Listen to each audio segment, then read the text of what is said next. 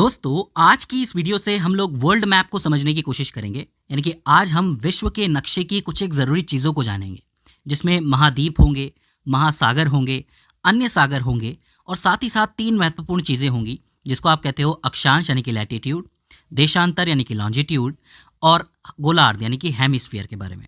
क्या होती है भूमध्य रेखा, क्या होती है कर्क रेखा, क्या होती है मकर रेखा, इन सभी प्रश्नों के उत्तर आज आपको मिल जाएंगे। बस आपका काम ये है कि आप लास्ट तक वीडियो देखिए और नोट्स बनाते हुए चलिए। बाकी हमारी कोशिश रहेगी कि आपको नीचे पीडीएफ तो अवेलेबल करवा ही दें हम लोग, ठीक है। तो ज़्यादा देर ना करते हुए हम शुरू करते हैं। तो सबसे पहले आपके सामने ये मैप आपको नज़र आ रहा है, ये नक्शा आपको नज़र आ रहा है। देखिए, सबसे पहले आप पानी को छोड़ दीजिए और ज़मीन वाले एरिया को पकड़िए। अगर मैं आपसे कहूँ कि आप ज़मीन वाले एरिया को पहचान सकते हैं तो आपकी नज़र सबसे पहले हमारे इंडिया पे पड़ेगी। लेकिन फ़िलहाल हम इंडिया की बात नहीं कर रहे हैं, इंडिया तो एक है ही चीज़, लेकिन हम फ़िलहाल द्वीपों की बात कर रहे हैं और उसमें भी महाद्वीपों की बात कर रहे हैं। देखिए, होता क्या है ना, द्वीप छोटा सा हो सकता है लेकिन महाद्वीप बहुत बड़ा होता है। एक महाद्वीप में कई सारे देश आ सकते हैं, कई सारी कंट्रीज़ आ सकती हैं। तो हमारी पूरी दुनिया में मेनली 7 महाद्वीप हैं। अच्छा, मैं आपसे पूछूं कि आप किन किन को पहचान सकते हो, तो आपका जवाब सबसे पहले तो एशिया होगा। सीधी सी बात है, अब हम हमारे घर से शुरुआत करेंगे तो एशिया आपको नज़र आ जाएगा। सबसे अलग हमें पता है कि ऑस्ट्रेलिया होता है, तो आप ऑस्ट्रेलिया को भी पहचान लोगे। इसके अलावा ये जो हिस्सा आपको नज़र आ रहा है ये है आपका अफ्रीका, और ये वाला जो हिस्सा है जो कि मिला हुआ नज़र लग रहा है आपको एशिया के अंदर, वो है आपका यूरोप।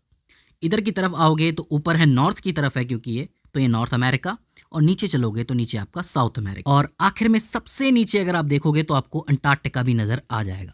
तो कुल मिला के 7 महाद्वीप आपके हो जाते हैं: Asia, Europe, Africa, Australia, north America, south America और अंटार्कटिका। कोई दिक्कत है? कोई दिक्कत नहीं है। अब देखो, क्षेत्रफल के लिहाज से कौन सबसे बड़ा है और कौन सबसे छोटा है, ये बात हमें जाननी है। तो साफ साफ नज़र आ रहा है कि सबसे बड़ा तो एशिया है, उसके बाद आपका अफ्रीका है, उसके बाद नॉर्थ अमेरिका है, उसके बाद साउथ अमेरिका है, इसके बाद आपका अंटार्कटिका है, उसके बाद 2 बचते हैं, एक यूरोप है, एक ऑस्ट्रेलिया है। कौन सा बड़ा होगा? यूरोप ही होगा। वो इसलिए क्योंकि यूरोप के अंदर बहुत सारे देश हैं, और लास्ट में आपका ऑस्ट्रेलिया बचता है। तो क्षेत्रफल के लिहाज से सीधे सीधे पहचाना जा सकता है कि कौन सा बड़ा है और कौन सा छोटा है। पूछ लिया जाता है, ये सवाल बनता है मेनली बहुत बार। इसके बाद पूछा जाएगा कि पॉपुलेशन के हिसाब से, यानी कि जनसंख्या के हिसाब से कौन सा द्वीप सबसे बड़ा है, कौन सा सबसे छोटा है। तो अब भारत और चाइना जिस द्वीप के अंदर हैं, तो ऑब्वियसली उसी द्वीप की जो पॉपुलेशन है, जनसंख्या है, वो सबसे ज़्यादा होगी। तो एशिया नंबर 1 पे आता है। दूसरे में अफ्रीका आएगा, सीधी सी बात है, क्योंकि अफ्रीका में भी जनसंख्या बहुत है, बहुत सारे देश हैं वहाँ पे। यूरोप आएगा इसके बाद, क्योंकि यूरोप में बहुत सी कंट्रीज़ हैं। इसके बाद नॉर्थ अमेरिका, फिर साउथ अमेरिका, उसके बाद ऑस्ट्रेलिया, और सबसे लास्ट में अंटार्कटिका। ऑब्वियसली बात है, वहाँ पे बहुत बर्फ़ है, इसलिए बहुत कम लोग रहते हैं। तो जनसंख्या के हिसाब से सबसे बड़ा एशिया हो जाता है और सबसे छोटा अंटार्कटिका हो जाता है। तो इसको पहचानना मुश्किल नहीं है। तो पहली 2 चीज़ें आपको याद रखनी है: क्षेत्रफल के लिहाज से बड़ा कौन है, छोटा कौन है, और जनसंख्या के हिसाब से छोटा कौन है, बड़ा कौन है। ठीक है। अब देखो, ये तो महाद्वीप हो जाते हैं, लेकिन इन्हीं से जुड़े हुए 2-3 नाम और आपको सुनने को मिलते हैं। पहला है ग्रीनलैंड। ये जो एरिया आपको नज़र आ रहा है, ये अलग से एरिया बचता है, तो ये ग्रीनलैंड का एरिया है। आता ये नॉर्थ अमेरिका के अंदर ही है, लेकिन हम लोग इसको ग्रीनलैंड कहते हैं क्योंकि ये जगह ही ग्रीनलैंड है। इसके बाद आती है यूरेशिया। अब यूरेशिया 2 शब्दों से मिलकर बनी है, एक है यूरोप और एक है एशिया। ये जो आपको बीच में दिख रहा है ना, लाइन जो दिख रही है, इसको आप कहते हो यूरान माउंटेन्स, यानी कि यूरान के जो पहाड़ हैं वो यूरोप को और एशिया को अलग अलग करते हैं। चूंकि यूरोप और एशिया के बीच में कोई बहुत बड़ा समुद्र तो है नहीं, तो इसीलिए ये आपस में मिलकर यूरेशिया बनाते हैं। Europe plus Asia, Eurasia. तो अगर आपसे कोई यूरेशिया कहे तो आप यूरोप और एशिया दोनों को कंबाइन करके बताओगे। तीसरा शब्द आता है ओशेनिया। देखिए, ऑस्ट्रेलिया तो आप जानते हैं, ऑस्ट्रेलिया एक महाद्वीप है, लेकिन ऑस्ट्रेलिया के आसपास भी बहुत सारे द्वीप हैं, आप लोग देख सकते हो। जब आप इस पूरे को मिलाओगे तब बनेगा आपका ओशेनिया। क्योंकि ये थोड़ा सा अलग भी है, दुनिया से थोड़ा सा अलग दिखता भी है, तो इस पूरी जगह को ओशेनिया कहा जाता है। तो 3 वर्ड्स हो जाते हैं, एक ग्रीनलैंड हो जाता है, एक यूरेशिया हो जाता है और एक ओशेनिया हो जाता है। तो आपको बिल्कुल भी कंफ्यूज नहीं होना है। तो ये तो आपकी महाद्वीपों की बात हो जाती है। अब हम बात करते हैं महासागरों के बारे में। तो कितने महासागर हैं हमारे पास? 5 महासागर हैं। देखो, पहले तो महासागर और सागर के अंदर फ़र्क समझ लो। महासागर का मतलब ये होता है कि एक महासागर में कितना पानी है, मतलब कितनी क्वांटिटी है वाटर की, कितना वॉल्यूम है, कितना आयतन है। जैसे कि आपके सामने 2 डब्बे रखे हुए हैं, एक छोटा है एक बड़ा है, तो किसका आयतन ज़्यादा है? बड़े वाले का है, क्योंकि इसमें ज़्यादा वाटर आ सकता है, ज़्यादा पानी आ सकता है। इसी तरीके से एक महासागर और सागर में फ़र्क ये होता है कि एक महासागर में बहुत सारा पानी होता है बजाय कि एक सागर के। तो इसका मतलब महासागर 5 ही है हमारे पास। कौन कौन से हैं? 2 का नाम आपके दिमाग में सबसे पहले आ गया होगा। एक है प्रशांत महासागर, जो आपको दिखता है पूरा का पूरा फैला हुआ है। एक है हिंद महासागर। सीधी सी बात है, अपने घर की चीज़ तो पहले याद आती है सबको, ठीक है। तीसरा आता है आपका अटलांटिक महासागर, जो कि यहाँ से या आप इस पूरे एरिया के बीच में आपको नजर आ रहा होगा, जो पूरा का पूरा होता है। चौथा है आपका अंटार्कटिक महासागर, जो कि अंटार्कटिका के आसपास होता है, अंटार्कटिक सर्कल के अंदर होता है। अभी मैं बताऊंगा कि वो अंटार्कटिक सर्कल कैसे जानते हैं हम लोग। और एक ऊपर की तरफ आता है आपका आर्कटिक महासागर, ठीक है। तो आपके 5 महासागर हो गए, प्रशांत, हिंद, अटलांटिक, अंटार्कटिक और आर्कटिक। अब यहाँ पे आपको एक चीज़ याद रखनी है, जो मैंने अंटार्कटिक आपको बताया है, इसको दक्षिणी महासागर भी कहा जाता है। मेनली दक्षिणी महासागर बिल्कुल सही वर्ड है इसके लिए, लेकिन चूंकि इसको अंटार्कटिका से जोड़ा गया है इसलिए मैं इसको अंटार्कटिक महासागर कह रहा हूँ, ठीक है। लेकिन आप इसको दक्षिणी महासागर कह सकते हो। तो अब यहाँ पे आपके 2 तरीके के सवाल बनते हैं कि कौन सा महासागर क्षेत्रफल में ज़्यादा है, आयतन में ज़्यादा है और गहराई में ज़्यादा है। मतलब कुछ एक पैरामीटर्स होते हैं, कुछ एक पैमाने होते हैं जिसके आधार पे आप महासागर नाप सकते हो। कौन से महासागर का क्षेत्रफल ज़्यादा है या आयतन ज़्यादा है, मतलब किस में पानी ज़्यादा है या फिर किसकी गहराई ज़्यादा है। तो देखो, आयतन, क्षेत्रफल और गहराई के आधार पे प्रशांत महासागर सबसे बड़ा है, ठीक है। इसके बाद आता है अटलांटिक, जो कि आपको यहाँ दिख रहा है, अमेरिका के पास दिख रहा है। इसके बाद आता है हिंद महासागर, फिर आता है दक्षिणी महासागर यानी कि अंटार्कटिक, और सबसे लास्ट में आता है आर्कटिक। तो ये जो आपको क्रम दिख रहा है ना, इस क्रम से आप ये बता सकते हो कि सबसे बड़ा महासागर कौन सा है, सबसे गहरा महासागर कौन सा है, ठीक है। इस क्रम से सवाल बनता है तो आपको ये याद रखना है। इसके बाद एक और सवाल बनता है, सवाल ये बनता है कि तटीय रेखा के आधार पे कौन सा महासागर सबसे बड़ा है। कहने का मतलब ये है कि कौन से महासागर की तटीय रेखा सबसे बड़ी है, कितनी कंट्रीज से होकर के गुजरता है या कितने कंट्रीज के तट से होकर गुजरता है। तो देखो, इसका क्रम थोड़ा सा बदलता है। इस क्रम में प्रशांत महासागर सबसे बड़ा है क्योंकि इसकी तटीय रेखा सबसे बड़ी है। उसके बाद अटलांटिक आता है क्योंकि अटलांटिक बहुत सारे तटों से होकर गुजरता है, यहाँ पे 2 अमेरिका आ जाते हैं, आपको पता है। इसके बाद आता है हिंद महासागर। इसके बाद आता है आर्कटिक यानी कि ऊपर वाला आता है, क्योंकि यहाँ पे बहुत सारे देश हैं, तो बहुत सारे देशों के लिए इसकी तटीय रेखा काफ़ी बड़ी हो जाती है। और लास्ट में आता है आपका दक्षिणी महासागर यानी कि अंटार्कटिक महासागर, क्योंकि वहाँ पे देश कम हैं तो इस वजह से उसकी तटीय रेखा छोटी हो जाती है। तो ये हो जाते हैं आपके महासागर। अब आप पूछेंगे कि सागर कौन से हैं, तो देखो, महासागर और सागर कोई अलग तो नहीं है, लेकिन जब आप देशों के पास जाते हो तो देशों के पास जाते ही उन देशों के अपने सागर बन जाते हैं। जैसे हिंद महासागर तो आपको पता है, वो तो एक महासागर है, लेकिन जब आप बंगाल के पास जाओगे तो आपको मिलेगी बे ऑफ बंगाल यानी कि बंगाल की खाड़ी, तो वो एक सागर है, क्योंकि भारत की अधिकतर नदियां जो होती हैं वो बंगाल की खाड़ी में जाके ही गिरती हैं, ठीक है। इसके बाद जैसे अरेबियन सी आ जाता है, जैसे कि आपका मिडिल ईस्ट यहाँ पे होता है, जहाँ पे अरब कंट्रीज़ होती हैं, तो उनके पास के सागर को अरेबियन सागर कहते हैं। नीचे आओगे तो गल्फ ऑफ एडन कहलाता है ये। इधर की तरफ साउथ चाइना का सागर है, ऊपर थोड़ा ईस्ट चाइना का सागर है। इसके अलावा जापान ही आपको नज़र आ रहा होगा, तो जापान के पास वाले सागर को सी ऑफ जापान कहते हैं, यानी कि जापानी सागर। ऊपर आप चलोगे तो ग्रीनलैंड के पास भी एक सागर मिलेगा। मध्य अमेरिका के पास आपको मिलेगा कैरेबियन सी। तो इसी तरीके से देशों के पास जब आप जाते हो तो वहाँ पे आपको सागर बटे हुए मिलते हैं कि किसी के नाम से सागर है, किसी के नाम से सागर है। जब हम देशों की बात करेंगे तो मैं आपको सागरों के बारे में और अच्छी तरीके से बताऊँगा। तो मुझे उम्मीद है कि आपको महाद्वीप समझ में आ गए होंगे, महासागर समझ में आ गए होंगे। अब हम बात करते हैं 3 इंपॉर्टेंट चीज़ों के बारे में जिनसे सवाल बनता है। सबसे पहले आता है लैटिट्यूड यानी कि अक्षांश। तो देखो, ध्यान से समझना, ये जिस तरीके से मैप आप लोगों ने देख रखा है, इस मैप में पूरी की पूरी पृथ्वी दिखाई जा रही है। इस पृथ्वी के बीच से कहीं पे यहाँ पे 0 डिग्री से एक लाइन जाती है, जो कि काल्पनिक लाइन होती है, रियल लाइन नहीं होती है। ये काल्पनिक लाइन आगे जाके इसी पॉइंट से जाके मिलती है, क्योंकि धरती गोल है। जब आप पूरे इस नक्शे को गोल कर दोगे तो ये आपस में मिल जाएगी। ये लाइन धरती को 2 बराबर हिस्सों में बांटती है। ऊपर की तरफ होता है उत्तरी गोलार्ध यानी कि नॉर्दर्न हेमिस्फीयर, और नीचे की तरफ होता है दक्षिणी गोलार्ध यानी कि सदर्न हेमिस्फीयर।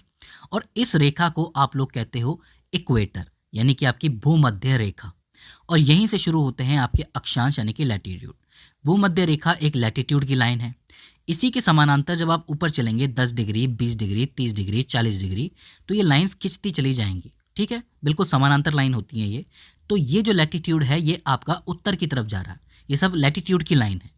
जब आप नीचे की तरफ यानी कि दक्षिणी गोलार्ध में ऐसी ही लाइनें खींचोगे साउथ की तरफ, तो ये दक्षिणी गोलार्ध का लैटिट्यूड या फिर अक्षांश कहलाएंगे। देखो, बिल्कुल भी कंफ्यूज नहीं होना है। दुनिया को 2 बराबर हेमिस्फीयर में गोलार्धों में काटती है एक लाइन, जिसको आप कहते हो भूमध्य रेखा। बहुत ज़रूरी रेखा है, पूछा जाता है। और उसी भूमध्य रेखा के समानांतर जब ऊपर तक, मतलब पोल्स तक, जहाँ पे आपके ध्रुव होते हैं, वहाँ तक आप लाइन खींचते हुए जाओगे तो वो सारे अक्षांश होंगे, लैटिट्यूड होंगे। अब यहाँ पे ध्यान देने वाली बात यह है कि 2 लैटिट्यूड बहुत इंपॉर्टेंट होते हैं हमारे लिए। एक होता है 23.5 डिग्री उत्तर की तरफ, और एक होता है 23.5 डिग्री दक्षिण की तरफ। 23.5 डिग्री उत्तर की तरफ आपका आता है कर्क रेखा यानी कि ट्रॉपिक ऑफ कैंसर, और 23.5 डिग्री साउथ की तरफ आपका आता है मकर रेखा यानी कि ट्रॉपिक ऑफ कैप्रिकॉर्न। अब आप पूछ सकते हैं कि इनमें ऐसी क्या खास बात है। तो देखो, हम थोड़ा सा जाते हैं धरती से बाहर। धरती एक टिल्ट पे यानी कि एक झुकाव पे झुकी हुई है, आपको तो पता है 23.5 डिग्री के झुकाव पे है धरती सूरज के साथ। तो क्या होता है कि दिसंबर के टाइम पे ट्रॉपिक ऑफ कैप्रिकॉर्न जो होती है वो आपके सूर्य के सामने होती है। ठीक है, आप लोग देख सकते हो बिल्कुल सामने है। वहीं 6 महीने के बाद क्या होता है, मतलब जून के टाइम पे क्या होता है कि जो कर्क रेखा होती है वो बिल्कुल सूर्य के सामने होती है। अब यहाँ पे आप देख सकते हो कि दिसंबर के टाइम पे जो नॉर्दर्न पार्ट होता है वो सन से थोड़ा सा दूर हो जाता है और सदर्न पार्ट सन के थोड़ा सा पास चला जाता है। तो मतलब नॉर्दर्न पार्ट में यानी कि उत्तरी पार्ट के अंदर, उत्तरी गोलार्ध के अंदर इस समय सर्दी पड़ रही होती है और दक्षिणी गोलार्ध में इस वक्त गर्मी पड़ रही होती है। वहीं जब आपकी कर्क रेखा सूर्य के सामने होती है तब क्या होता है, तभी आपका जो नॉर्दर्न पार्ट है यानी कि उत्तरी पार्ट है ये सूर्य के करीब होता है, तब यहाँ पे गर्मी पड़ रही होती है, और ये जो नीचे वाला सदर्न पार्ट है दक्षिणी वाला वो दूर होता है, तो यहाँ पे सर्दी पड़ रही होती है। अब हम कहाँ रहते हैं, इंडिया कहाँ है, नॉर्दर्न पार्ट में है, तो दिसंबर में यहाँ सर्दी पड़ती है, तब मकर रेखा पे होता है सूर्य, और जून के टाइम पे यहाँ गर्मी पड़ती है क्योंकि कर्क रेखा होती है सामने और हम लोग सूर्य के करीब होते हैं, मतलब नॉर्दर्न पार्ट करीब होता है। आप देख सकते हैं कि दिसंबर जनवरी के टाइम पे मकर रेखा से दोबारा ये इक्वेटर की तरफ आना शुरू करता है सूर्य, तभी ये मकर राशि में भी प्रवेश करता है। हम लोग कहते हैं ना कि मकर संक्रांति आ गई है, तो वो दिसंबर जनवरी के टाइम पे होता है जब मकर रेखा से सूर्य वापस इक्वेटर की तरफ, भूमध्य रेखा की तरफ वापस आता है। हालांकि सूर्य कहीं नहीं जाता, हम ही घूम रहे होते हैं, धरती ही घूम रही होती है। इसके बारे में और भी अच्छी तरीके से आप समझ सकते हैं, इस वीडियो के अंदर मैंने बना रखी है। इस वीडियो में मैंने मौसम के बारे में बताया कि मौसम कैसे बदलते हैं। ठीक है, तो आपके 3 अक्षांश हो गए, एक आपकी भूमध्य रेखा हो गई, एक कर्क रेखा हो गई, एक मकर रेखा हो गई। इसके अलावा 2 और अक्षांश होते हैं जो ऊपर की तरफ होते हैं 66.5 डिग्री पे। एक होता है ऊपर की तरफ नॉर्थ में, एक होता है साउथ में नीचे की तरफ। जो नॉर्थ में पार्ट होता है इससे ऊपर ऊपर के एरिया को आप कहते हो आर्कटिक सर्कल। ठीक है, याद रहेगा, 66.5 डिग्री जो होता है उससे ऊपर के एरिया को आर्कटिक सर्कल कहते हैं। वहीं नीचे की तरफ क्या होता है कि ये 66.5 डिग्री साउथ में ये जो नीचे वाला हिस्सा है ये अंटार्कटिक सर्कल कहलाता है। ऊपर वाला आर्कटिक सर्कल, ये अंटार्कटिक सर्कल। तो आपको लैटिट्यूड समझ में आ गया, अक्षांश समझ में आ गया। इसके बाद हम लोग बात करते हैं लॉन्गिट्यूड की। अब देखो, लॉन्गिट्यूड में क्या होता है कि जो आपका उत्तरी ध्रुव होता है यानी कि नॉर्थ पोल और दक्षिणी ध्रुव होता है यानी कि साउथ पोल, ये दोनों आपस में जुड़ते हैं। जैसे कि भूमध्य रेखा में क्या होता है कि यहाँ से यहाँ तक लाइन जाती है, इसी तरीके से ये ध्रुव होते हैं ऊपर नीचे वाले, ये आपस में जुड़ते हैं। ये भी एक काल्पनिक रेखा होती है। इसको आप कह सकते हो कि ये धरती की धुरी होती है। धुरी मतलब जैसे ये धरती है, धरती के बीच से एक लाइन गुजर रही है, काल्पनिक लाइन, इसको धुरी कहा जा सकता है। इसको आप लोग कहते हो लॉन्गिट्यूड। ये जो लॉन्गिट्यूड की लाइन होती है ये पूरी धरती को 2 दूसरे गोलार्धों में बांटती है। एक होता है आपका पश्चिमी गोलार्ध यानी कि वेस्टर्न गोलार्ध यानी कि वेस्टर्न हेमिस्फीयर, और एक होता है आपका पूर्वी गोलार्ध यानी कि ईस्टर्न हेमिस्फीयर। आपने वेस्टर्न वर्ल्ड, ईस्टर्न वर्ल्ड के बारे में सुना होगा ना कि वेस्टर्न परंपरा है, पश्चिम की परंपरा है। तो पश्चिम में कौन से देश आते हैं, ये वाले देश आते हैं, यूरोप आता है पूरा का पूरा। और पूर्व में कौन से देश आते हैं, ये एशिया की जितनी भी कंट्रीज़ हैं वो सारी आती हैं। इसलिए हम लोग कहते हैं ना पश्चिमी परंपराएं अपना रहे हैं ये लोग, तो मतलब वहाँ की परंपराएं अपनाई जा रही हैं। तो इसी से ये बात पता चलती है। ये जो लाइन आपको दिख रही है, ये लॉन्गिट्यूड की लाइन जो बीच वाली होती है, इसको आप प्रधान मध्याय कहते हो। इंग्लिश में बोले तो प्राइम मेरिडियन कहा जाता है इसको। ठीक है, तो प्राइम मेरिडियन हो जाती है ये लाइन और इक्वेटर हो जाती है ये लाइन। अब देखो, जैसे भूमध्य रेखा के आसपास लाइनें बनी हुई हैं जो कि लैटिट्यूड कहलाती है, अक्षांश कहलाती हैं, इसी तरीके से इस प्राइम मेरिडियन के आसपास भी इस तरीके से लाइनें बनी हुई होती हैं।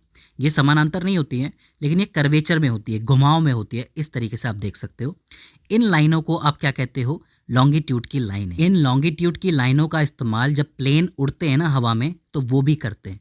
जब आप थोड़ा सा गहराई में जाओगे पढ़ने में इसके लिए, तब आपको ज़्यादा समझ में आ जाएगा। तो अब आपको अक्षांश यानी कि लैटिट्यूड समझ में आ गया, जो आपका देशांतर है यानी कि लॉन्गिट्यूड समझ में आ गया। ठीक है, और जो आपके गोलार्ध होते हैं, हेमिस्फीयर हैं, वो भी समझ में आ गए। एक गोलार्ध होता है जो आपका ऊपर की तरफ होता है यानी कि उत्तरी गोलार्ध, एक दक्षिणी गोलार्ध, एक होता है आपका ईस्टर्न यानी कि पूर्वी गोलार्ध, और एक होता है वेस्टर्न यानी कि पश्चिमी गोलार्ध। अब देखो, ये जो आपकी दोनों रेखाएं हैं, एक है आपकी भूमध्य रेखा और एक है आपका प्रधान मध्याय। ये दोनों आपस में कहीं ना कहीं तो मिलती होंगी ना, मतलब इनका इंटरसेक्शन तो कहीं होता होगा, क्रॉस जिसको आप कहते हो। तो वो जगह कौन सी है उसके बारे में पूछा जाता है। तो देखो, अफ्रीका जो महाद्वीप है उसके पास सागर में ही एक जगह है जिसको आप कहते हो गल्फ ऑफ गिनी। अफ्रीका के पास ये जगह गल्फ ऑफ गिनी, वहाँ पे ये दोनों लाइनें इंटरसेक्ट करती हैं, मतलब क्रॉस करती हैं। तो गल्फ ऑफ गिनी में ये दोनों रेखाएं आपस में मिलती हैं। आप जवाब दे सकते हो। तो दोस्तों, मुझे उम्मीद है कि आपको महाद्वीप समझ में आए होंगे, महासागर समझ में आए होंगे, उनसे जुड़ी हुई बातें समझ में आई होंगी, और अक्षांश यानी कि लैटिट्यूड, लॉन्गिट्यूड और जो आपका हेमीस्फेयर है, गोलार्ध है, वो समझ में आया होगा। अब अगली वर्ल्ड मैप की वीडियो में हम लोग देशों की बात करेंगे। देशों के बारे में मैं आपको बताऊंगा कि कौन सी कंट्री कहाँ है और वहाँ पे कौन सी लॉन्गिट्यूड की लाइन गुजरती है, कौन सी लैटिट्यूड की लाइन गुजरती है, कौन सी जगह ज़्यादा इंपॉर्टेंट है। ये सारी चीज़ें मैं आपको बताऊंगा, जिससे काफ़ी सारे सवाल आपके बन जाते हैं। तो दोस्तों, मुझे उम्मीद है कि ये वीडियो आपके लिए हेल्पफुल साबित रही होगी। अगर इसके बाद भी इसके अंदर आपको कोई क्वेरी आती है, कोई दिक्कत आती है, तो आप हमें कमेंट सेक्शन में बता सकते हैं। तो दोस्तों, आज की इस वीडियो के अंदर बस इतना ही। See you in the next one.